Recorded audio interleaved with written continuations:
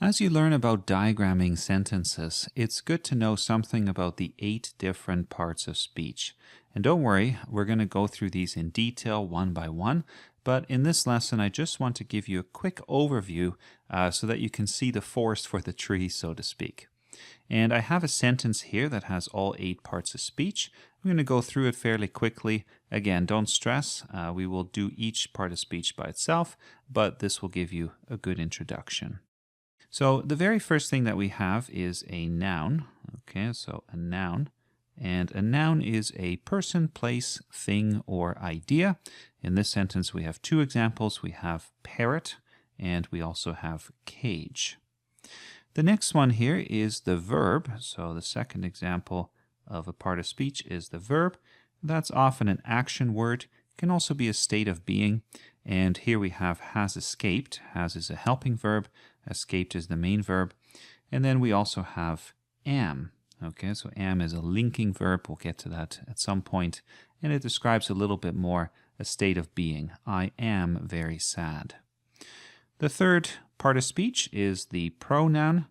And again, you can order these as you like. This is just one particular order.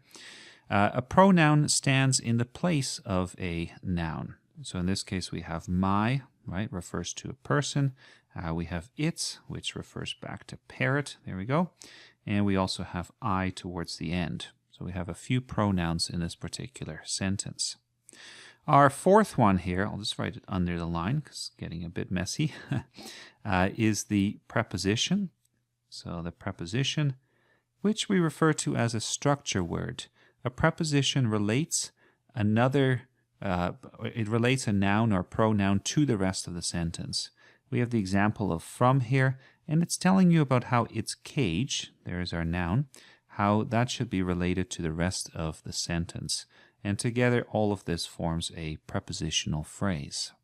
Next up, we have the adjective. So an adjective is a descriptive word, tends to describe a noun or pronoun. And here we have beautiful. What kind of parrot? A beautiful parrot. And we also have sad towards the end, which describes I.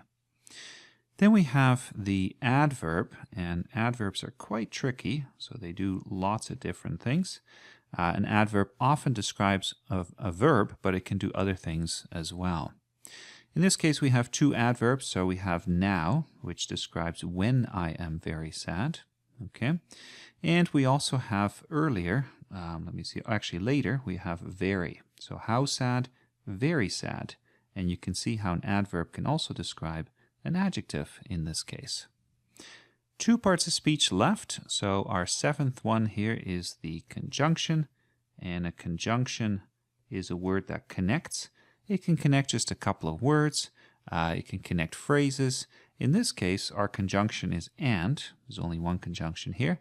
And it's tying together 2 entire clauses. So we have all of this from here to over here. Okay. My beautiful parrot has escaped from its cage. That's one clause. And then we have now I am very sad. In our introductory course here on diagramming sentences, we're mostly going to look at sentences that have one clause, one subject, one predicate.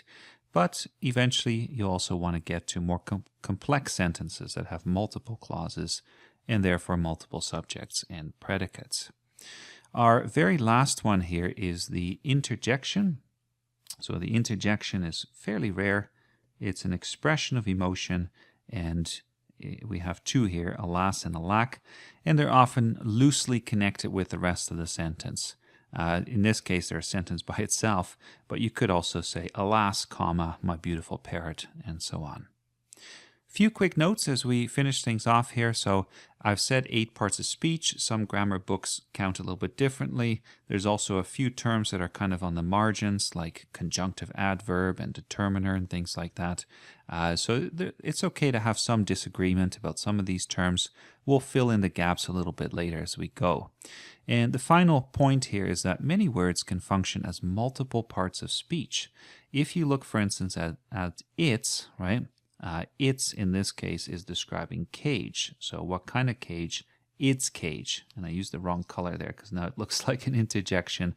But the point is that its is a pronoun that's functioning like an adjective. So get ready for that because you're going to see lots of overlap of different parts of speech.